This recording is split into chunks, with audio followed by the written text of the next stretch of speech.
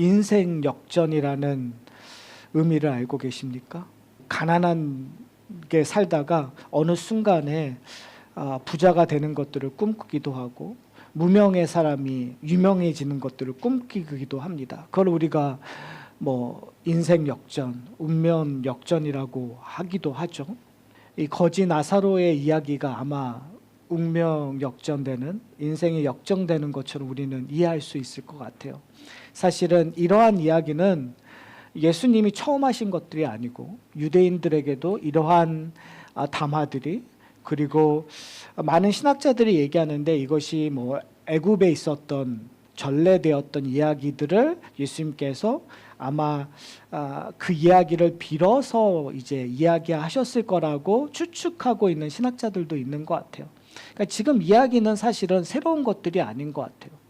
근데 어떻게 보면 우리들이 인간들이 그렇고 심지어 성도들 가운데서 교회를 다니는 분들 가운데서도 내 이 세상에서 사는 것이 너무 힘드니까, 그렇잖아요. 육신의 어려움도 있고 재정적인 힘들도 있으니까 천국 가는 것들을 인생의 역전처럼, 내 운명의 역전처럼 생각해서 그날이 오기를 바라보면서 신앙생활 하시는 분들이 있는 것 같아요. 그래서 오늘 이야기를 보면 왠지 모르게 우리는 나사로와 같은 마음을 품게 돼요. 내 인생이 나사로와 같은데 천국 가면 그래도 육신의 어려움도 없고 정말 기쁨이 넘치고 정말 위로와 평강이 있는 그곳, 내가 속히 가고 싶다라고 우리는 분명히 생각할 것 같아요. 그리고 우리가 갖고 있는 천국이라는 개념이 사실은 그런 개념들이 분명히 있습니다. 근데 오늘 본문이, 오늘 이야기가 나사로가 주인공일까요? 오늘 본문의 이야기를 우리는 나사로 중심으로 봐야 될까요?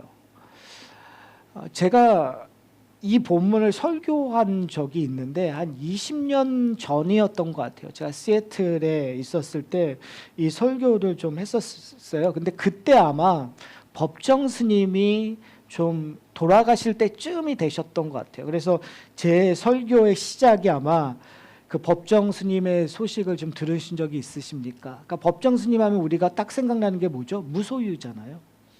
그러니까 어떻게 보면은 불교도 그렇고, 그리고 기독교 안에서도 어떻게 보면 무소유를 강조하는 수도원 운동도 그랬고, 사실은 어떤 의미에서 청빈하는 것들을 되게 강조하고, 그것이 어떻게 보면 그리스도인이 걸어가야 길이라는 것들을 가리키는, 기독교만이 아니라 사실은 많은 종교들 가운데서 그런 부분들이 있어요. 저도 사실은 한때는 그런 로망이 좀 있었던 것 같아요.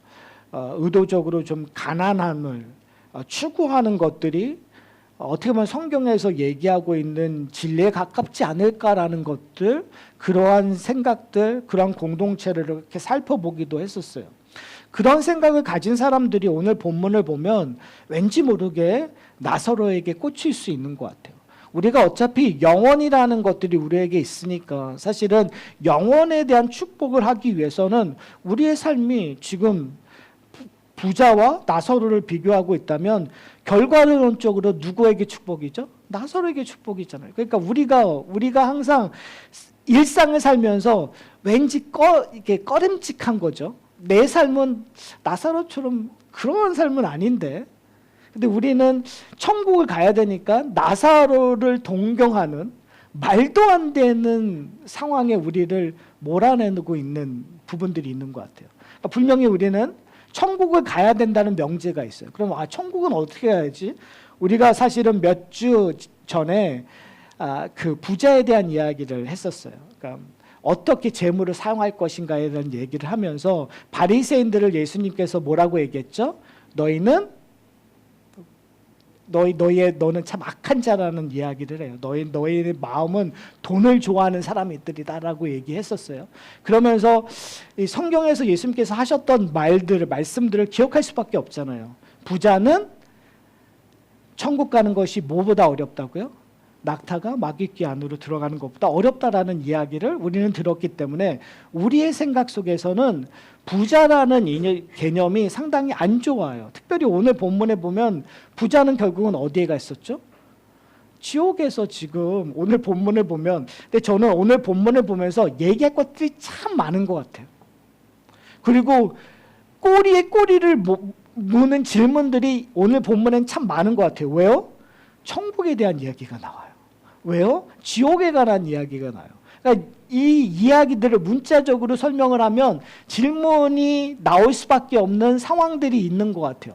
여기서 도대체 이 큰 구덩이는 뭔가라는 생각도 할 수 있고, 그렇죠? 그러니까 여러 가지 질문이 나올 수 있는데 중요한 건 뭐냐면 제가 말씀드리는 건 나사로도 주인공이 아니고 천국과 지옥이라는 그곳이 어떤 곳인가, 어떠한 모습으로 어떠한 것이 있는가도 저는 그렇게 중요한 것 같지 않아요.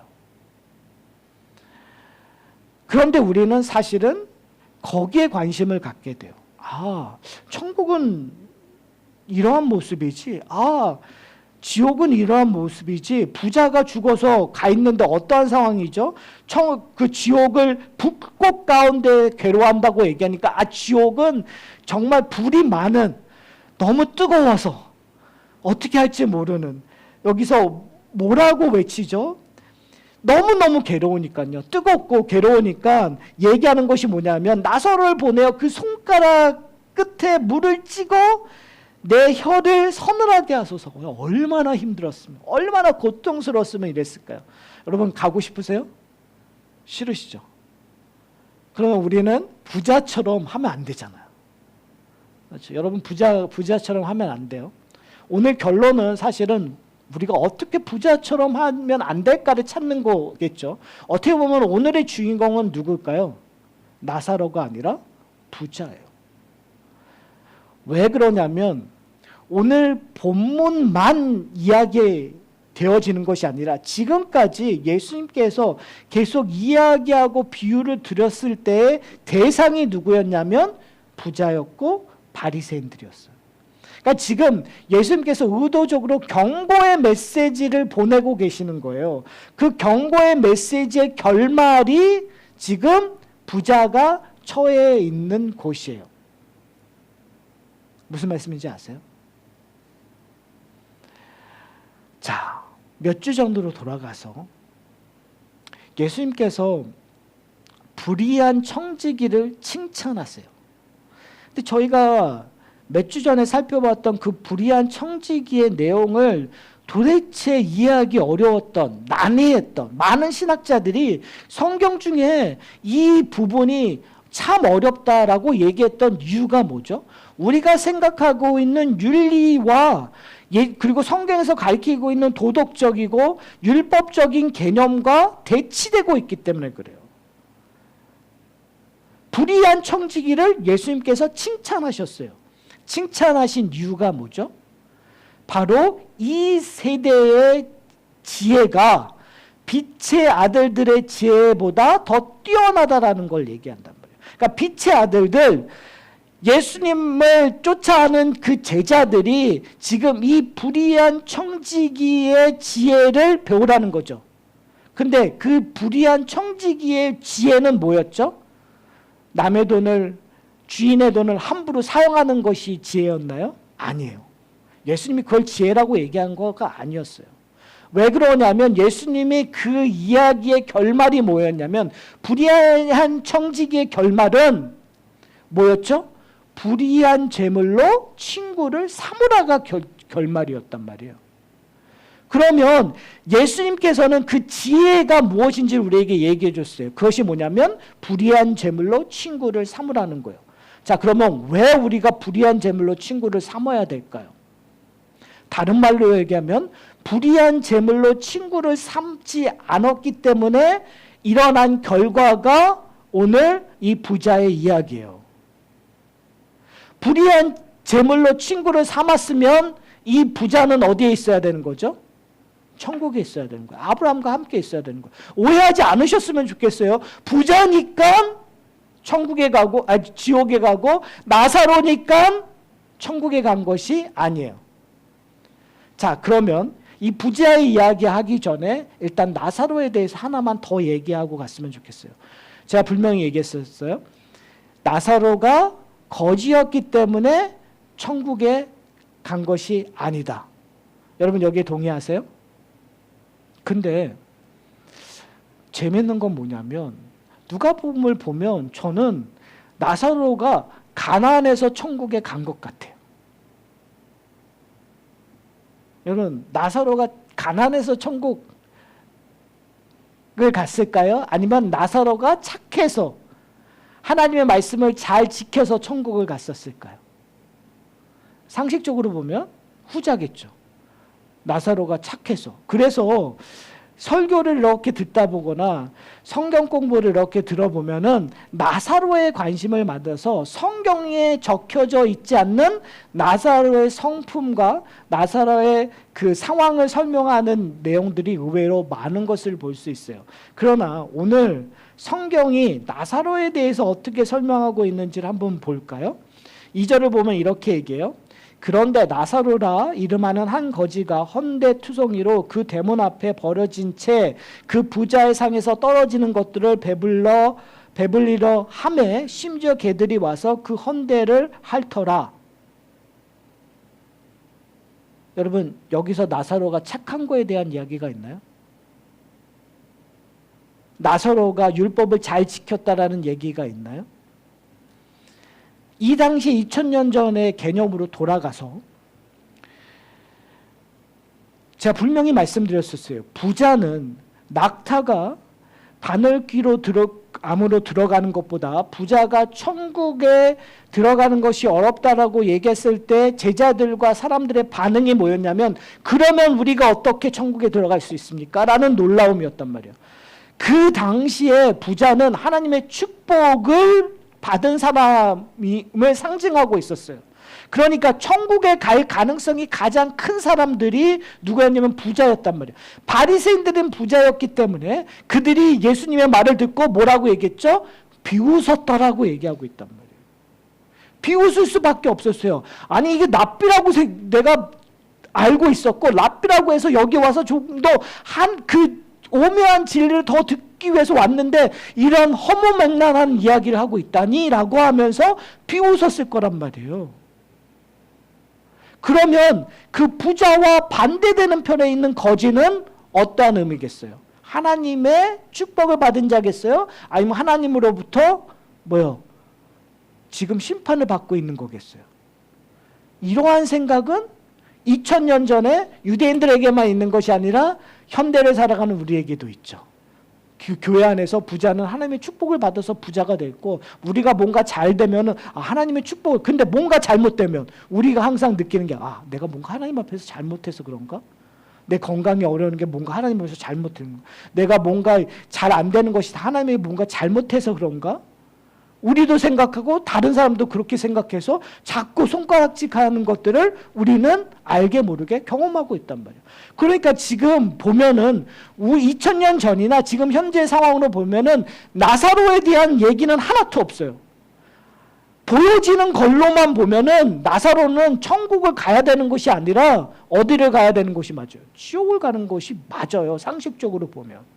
그런데 오늘 본문에서 예수님은 나사로가 어디에 있다고요? 천국에 있어요. 그럼 천국에 있는 이유는 뭘까요? 하나 딱 유추할 수 있는 건 누가복음에 기록되어 있어요.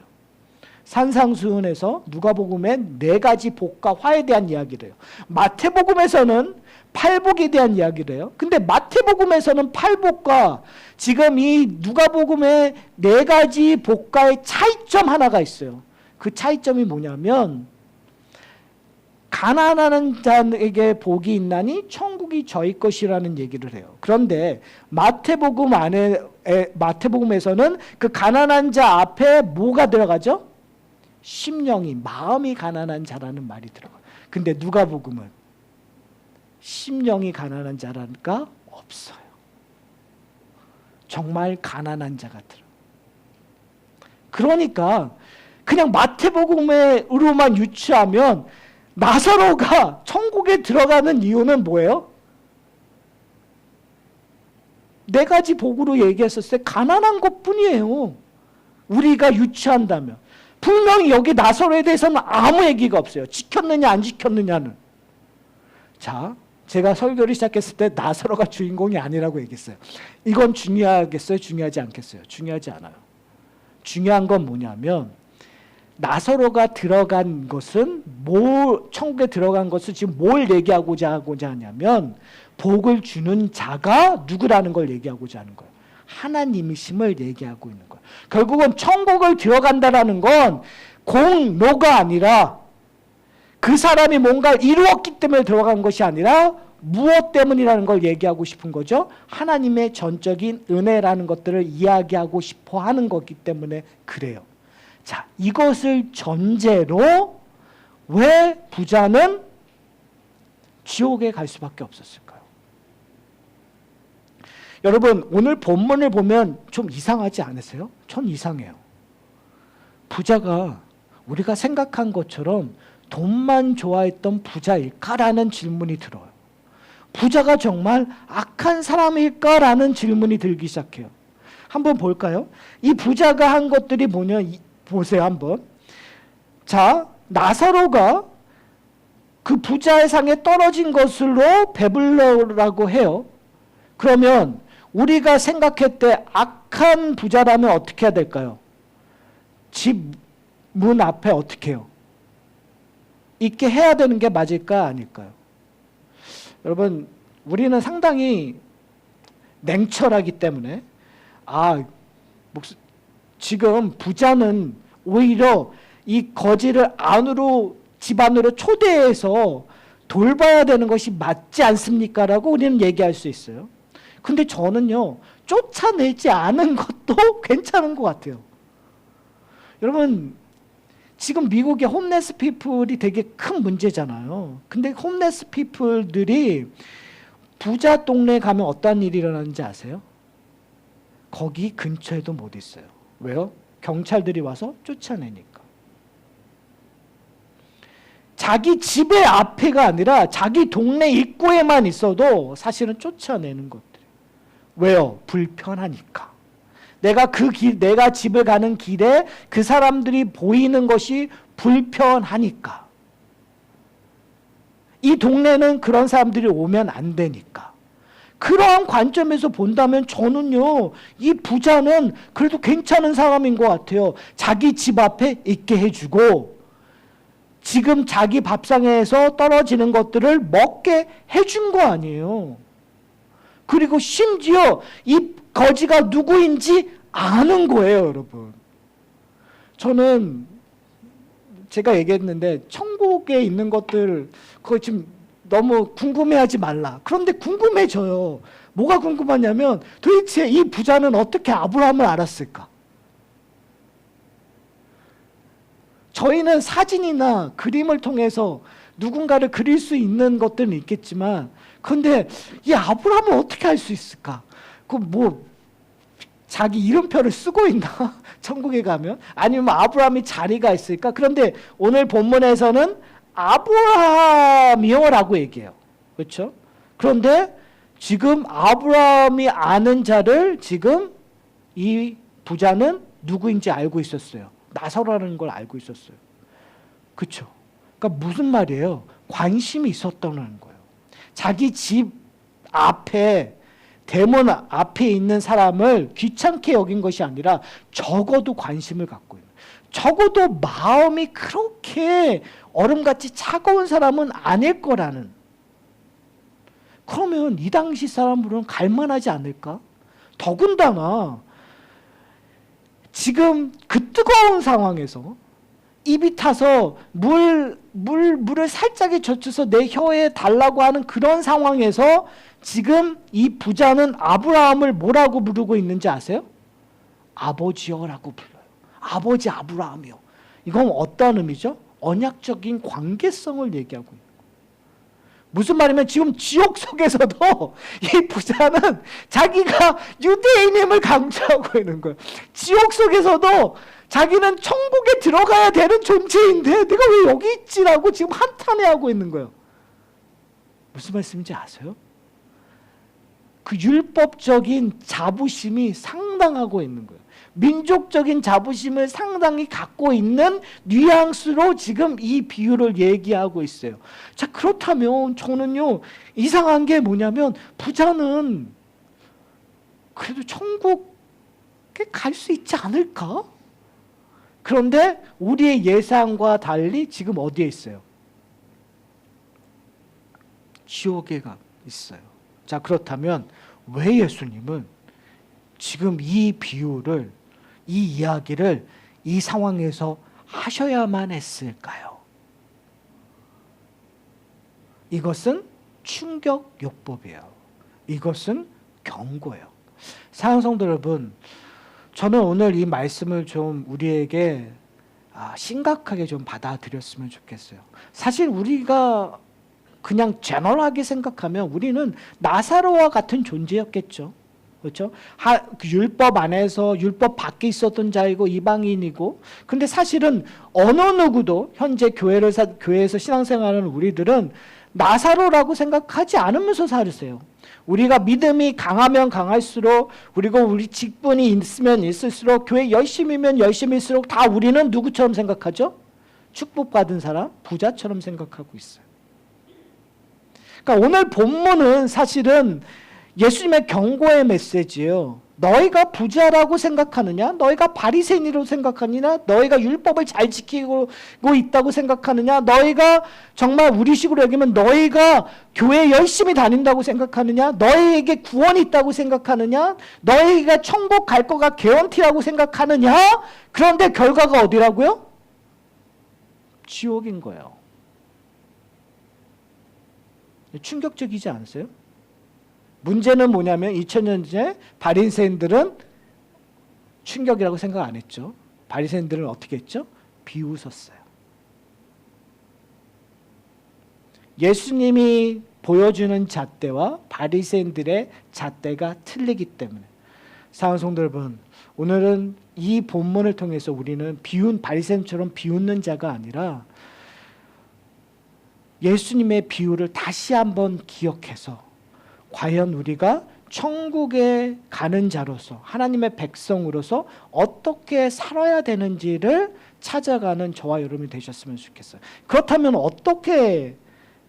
어떠한 삶을 살아야 될까요? 제가 이 본문은 앞에 있었던 불의한 청지기와 연관이 있다고 말씀을 드렸어요.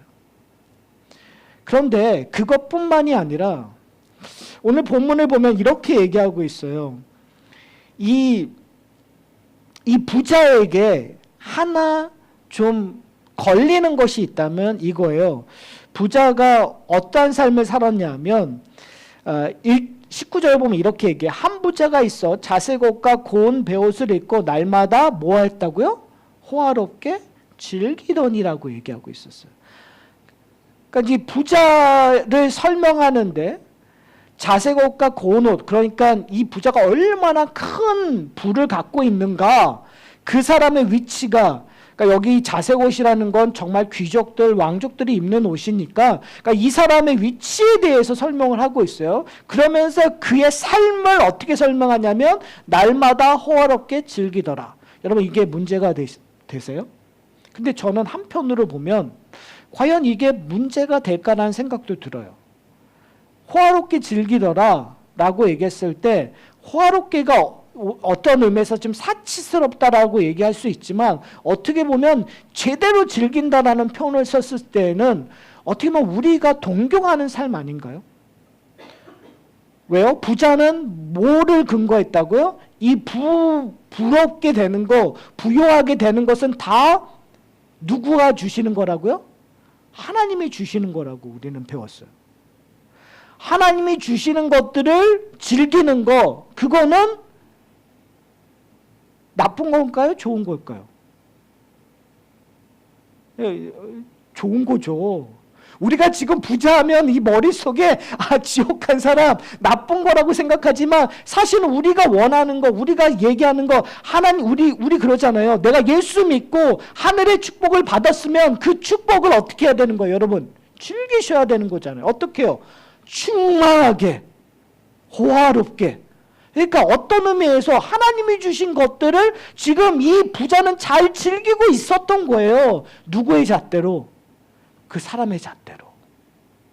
근데 이것이 예수님의 것과 충돌이 되는 거죠. 그 전에는 지금 이 불의한 청지기 얘기했었을 때 그 다음에 저희가 봤었던 것들 중에 하나가 뭐냐면 세대가 변했다라는 이야기를 하세요. 예수님께서.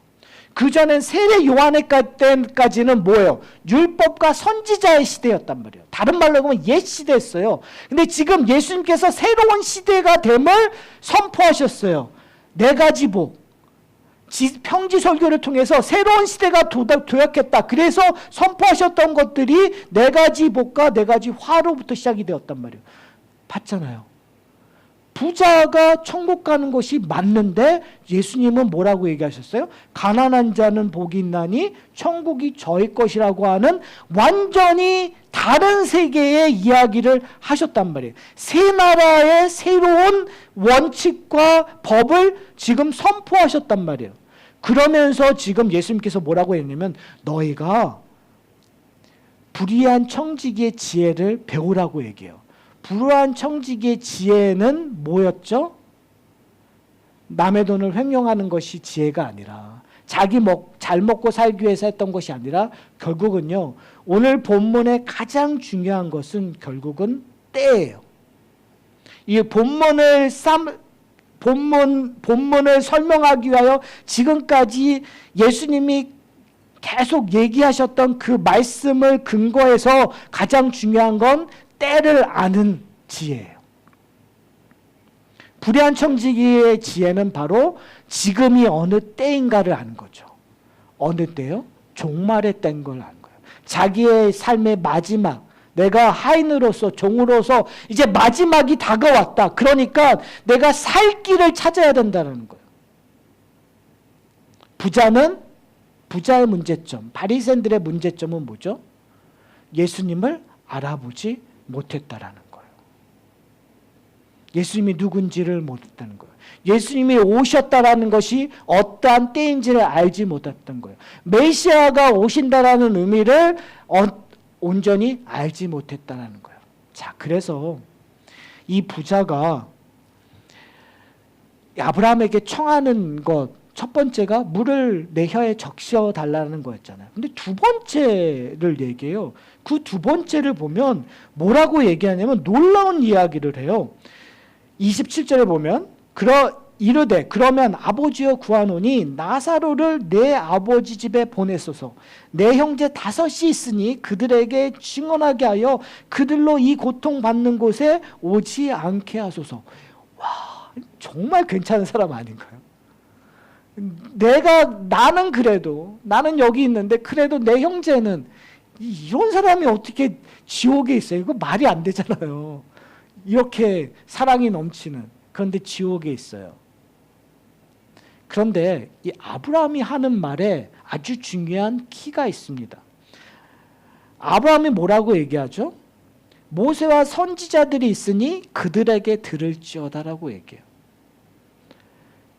그러자 이 부자는 거기에 동의할 수 없어서 뭐라고 얘기하냐면 아브라함이요. 죽은 자에게서 그들이 들으면 분명히 다른 생각을 할 것입니다. 지옥이 얼마나 무서운지를 알아서 종말의 때를 기억하고 종말의 그 경고를 들을 것입니다라고 확신에 차서 얘기해요. 근데 아브라함이 뭐라고 얘기하는 거죠? 모세와 선지자에게 듣지 아니하면 비록 죽은 자 가운데서 살아나는 자가 있을지라도 권함을 받지 않는다라는 거예요. 뭘 얘기하고 있는 거죠? 우리는요 가끔 신비한 걸 보여주십시오. 내가 볼 수 있고 만질 수 있고 정말 놀라운 기적을 나에게 보여주면 내가 예수님을 믿겠습니다. 내가 헌신하겠습니다라고 얘기해요. 그런데 지금 오늘 아브라함을 통해서 예수님께서 얘기하고자 하는 것들이 뭐냐면 누구와 누구의 말이 이미 너희들에게 전달되었고 그 일들이 이루어질 것이라는 거예요. 누구의 말이요? 모세와 선지자의 말이에요. 누가 보면 24장 마지막에 뭐라고 얘기하면 이 모세와 선지자들의 글들이 다 누구를 증거하는 거라고 얘기하고 있죠? 예수 그리스도를 증거하는 거라고 얘기해요. 지금 예수님께서 뭘 얘기하고 있는 거죠?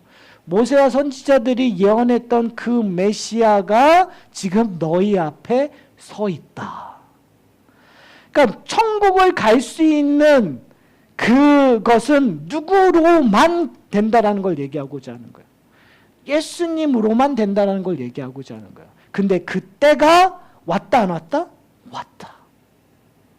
지금 때가 온 거예요. 종말이 온 거예요.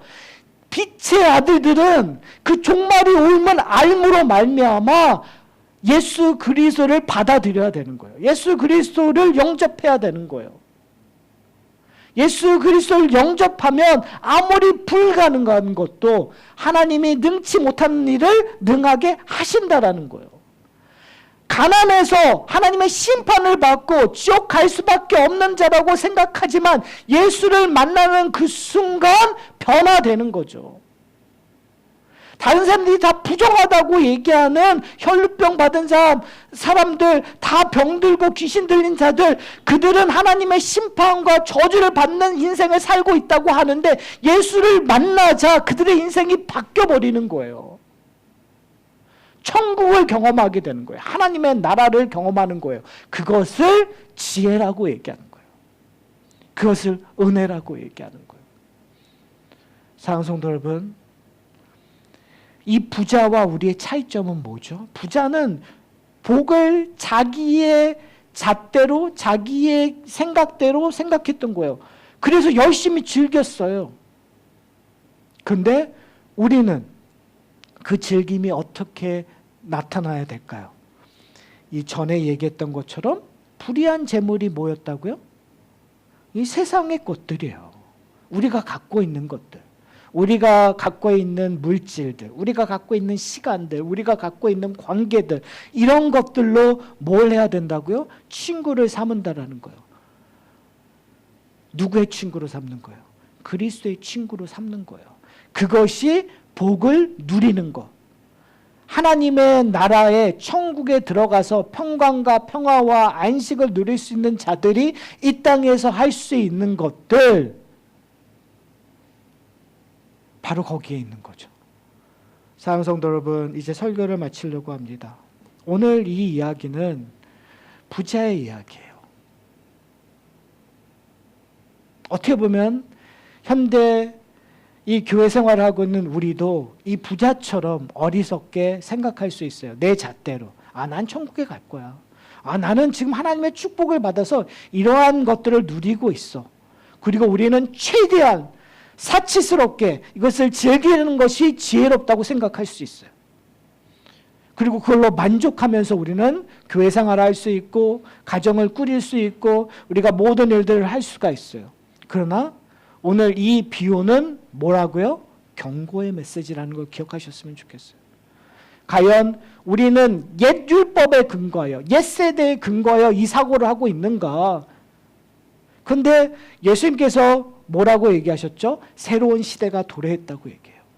율법에 근거한 시대가 아니라 하나님의 은혜에 근거한 시대, 십자가의 시대로 이제 우리의 초대의 메시지가 전달되어졌어요.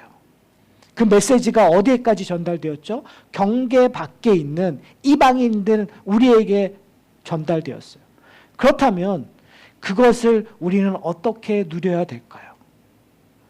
천국에 가서 정말 영생의 기쁨을 누리는 이 전까지 우리에게 남아있는 우리의 삶들이 있을 거 아니에요. 그럼 여러분 어떻게 누리셔야 될까요? 그 지혜는 이미 예수님께서 말씀하셨어요. 불의한 재물로 친구를 삼으라. 그것이 풍요롭게 사치스러울 정도로 즐길 수 있는 저와 여러분이 되셨으면 좋겠어요. 다른 말로 얘기하면 이 땅에 살 때 우리에게 주어지는 하나님이 우리에게 부어주시는 리소스가 있어요.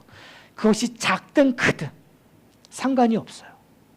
부유하든 가난하든 상관이 없어요. 그것을 사도 바울의 인생 속에서 우리에게 보여줬어요. 중요한 건 그걸 어떻게 해요? 만들어서 친구 삼는 일에 투자되고 있는가?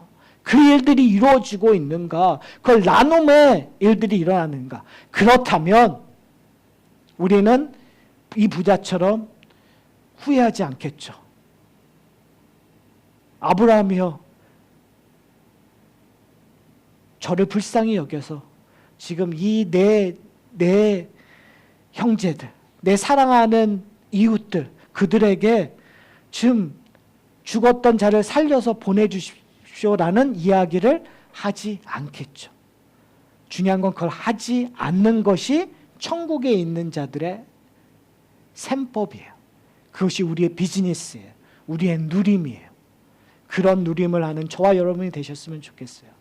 이 땅에 있는 리소스로 천국의 기쁨을 나누는, 이 땅에서 친구 삼는 일들에 여러분들의 그 인생의 우선순위가 되기를 소원합니다.